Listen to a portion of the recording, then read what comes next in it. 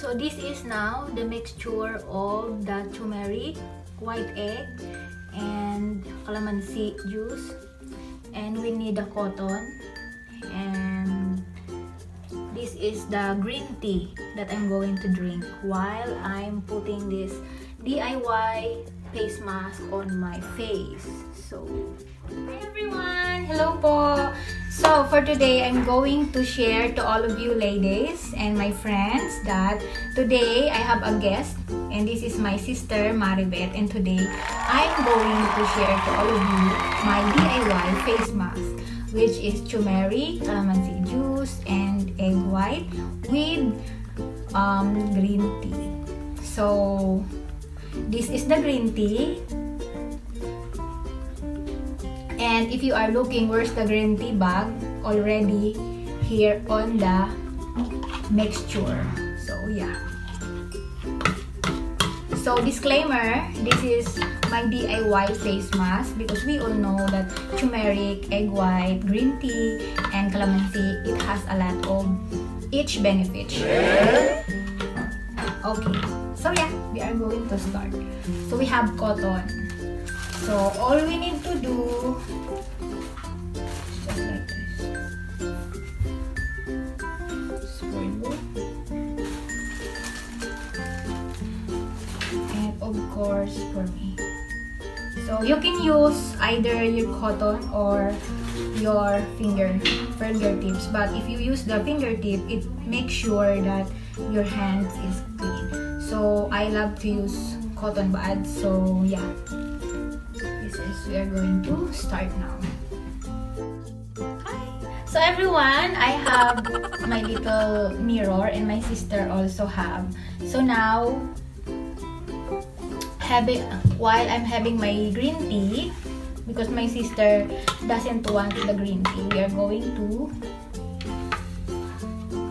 put the DIY face mask.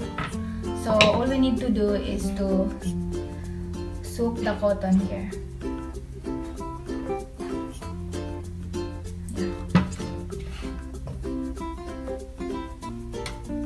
And put it on the face.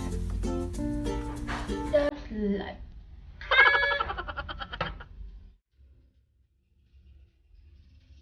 If you use the cotton, it's good because very soft. So this is only 4 ingredients: egg white, turmeric, calamansi juice, and the green tea. Yung ano niya, egg white, yun yung magkukos para dumikit siya sa mukha mo, yung as in, parang mask na mask. Itutuyo ko ito mamaya.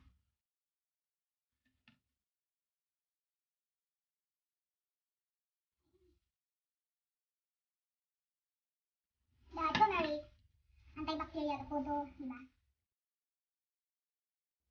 And ibababad namin siya 15 minutes before banlawan. Gusto ko makapal.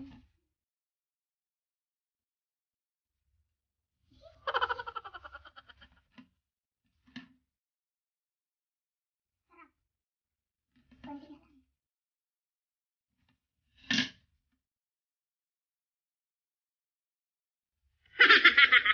Amoy itlog po siya. Saka amoy yun, turmeric. I think okay na din. Pero may konti pa, sayang.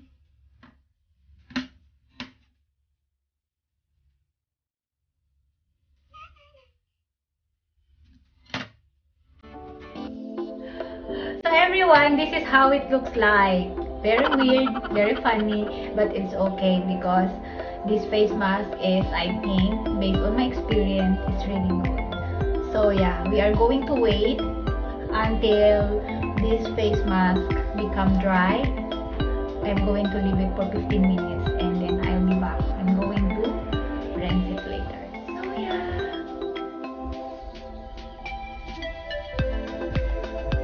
So ayan, naka-green tea na, face mask ka pa.